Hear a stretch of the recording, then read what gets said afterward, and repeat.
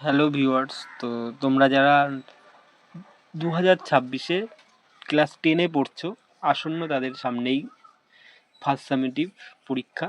তো তাদের কথা মাথায় রেখেই বা তাদের উদ্দেশ্যেই আমরা আজ ভূগোলের 5 মার্কের প্রশ্নের সাজেশন দিতে চলেছি।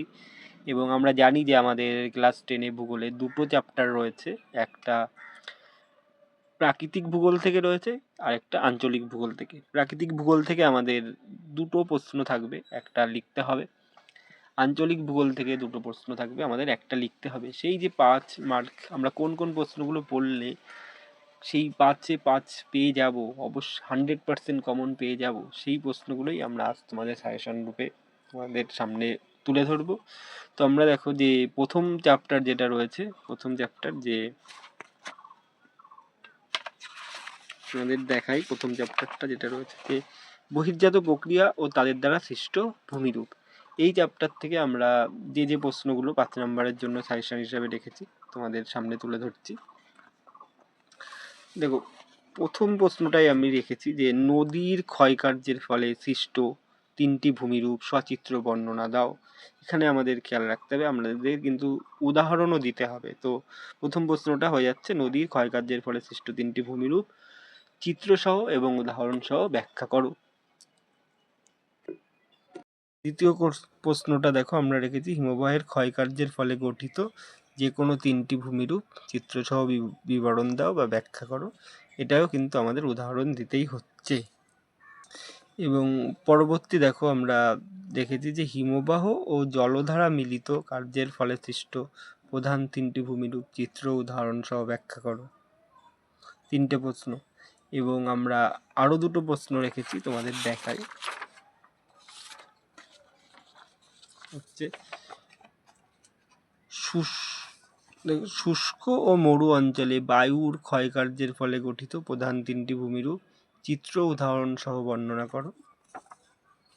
এবং বায়ু ও জলধারার মিলিত কার্যের ফলে সৃষ্ট 3টি প্রধান ভূমিরূপ চিত্র উদাহরণ সহ ব্যাখ্যা করো। তো এই 5টা প্রশ্ন পড়লেই তোমরা কিন্তু প্রাকৃতিক ভূগোল থেকে একটা কমন পেয়েই যাচ্ছ।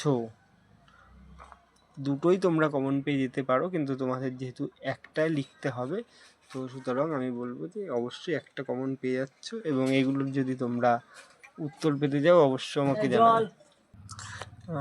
তোমরা অবশ্যই যদি 2 মার্ক এবং 3 মার্কের প্রশ্নগুলো তোমরা পেতে যাও অবশ্যই কমেন্ট করে আমাকে জানাবে। এবং এই প্রশ্নগুলোর যথাযথ উত্তর ছবি সহ তোমরা পেতে চাইলে অবশ্যই আমাকে কমেন্টে জানাবে। এবার আমরা চলে আসব আঞ্চলিক ভূগোলের, আমাদের যে ভারতের ভূপ্রকৃতি বা ভারতের প্রাকৃতিক পরিবেশ যে রয়েছে সেই চ্যাপ্টার থেকে আমরা কি কি পড়ছি। বড় 5 নম্বর হিসাবে আমাদের কি কি পড়তে হবে সেগুলো তোমাদের দেখাই। দেখো যে আমরা প্রথমেই রেখেছি এখানে যে দৈর্ঘ্য বরাবর হিমালয়ের ভূপ্রকৃতির পরিচয় দাও। প্রথম প্রশ্ন আমরা রেখেছি দৈর্ঘ্য বরাবর হিমালয়ের ভূপ্রকৃতির পরিচয় দাও। দ্বিতীয়তে আমরা প্রস্থ বরাবর হিমালয়ের ভূপ্রকৃতির পরিচয় দাও। এই প্রশ্নগুলো কিন্তু একটু ঘুরিয়ে ফিরিয়ে আসতে পারে, দৈর্ঘ্য বরাবর বা প্রস্থ বরাবর, তোমরা সেটা অবশ্যই খেয়াল রাখবে।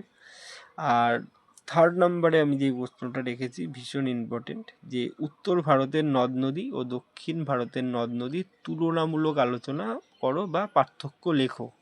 এইভাবে প্রশ্নটা আসে। তো আমি আশা করছি যে এই দৈর্ঘ্য বরাবর হিমালয় বা প্রস্থ বরাবর হিমালয় দুটোর মধ্যে থেকে যে কোনো একটা অবশ্যই এসে যেতে পারে। এবং এই নদীর পার্থক্যটা কিন্তু খুব ইম্পর্টেন্ট, এটাও পড়বে। এই 3টে প্রশ্ন পড়ে গেলে একটা চলে আসার চান্স তোমাদের রয়েছে। তবুও আমি তোমাদের আর একটা কথা বিশেষ করে মনে রাখবে, এই সাজেশনটা কিন্তু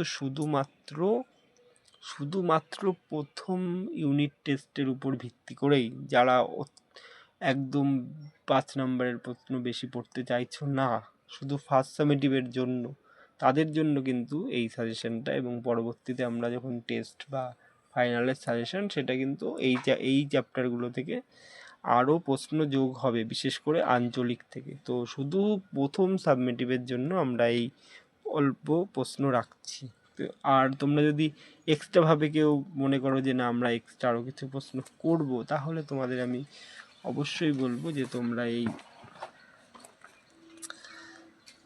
জল সংরক্ষণ পদ্ধতিগুলি আলোচনা করো, বা বৃষ্টির জল কীভাবে সংরক্ষণ করবে এই প্রশ্নটা দেখতে পারো, বা ভারতে জলসেচের 3টি প্রয়োজনীয়তা,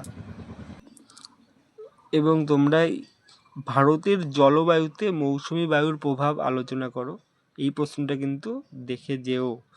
ভারতের জলবায়ুর নিয়ন্ত্রক যেহেতু 2026-এ এসেছে মাধ্যমিকে, তো তোমাদের দেওয়ার চান্স খুবই কম, কিন্তু এই মৌসুমি বায়ুর প্রভাবটা অবশ্যই দেখে যেও। তো আমরা এই 5টা প্রশ্নই রাখছি সাজেশনে, আঞ্চলিক থেকে বেশি রাখছি না। যারা চ্যানেলটা সাবস্ক্রাইব করেনি তারা অবশ্যই সাবস্ক্রাইব করে দেবে এবং বন্ধুদের সঙ্গে শেয়ার করে দেবে। এবং আমরা পরবর্তীতে কালই হয়তো আমরা বাংলা, ইতিহাস প্রভৃতি সাজেশন আমরা কিন্তু আপলোড করব। ভিডিওটি কেমন লাগলো অবশ্যই তোমরা কমেন্ট করে জানাবে, এবং পরবর্তী ভিডিও জন্য তোমরা অপেক্ষা করো।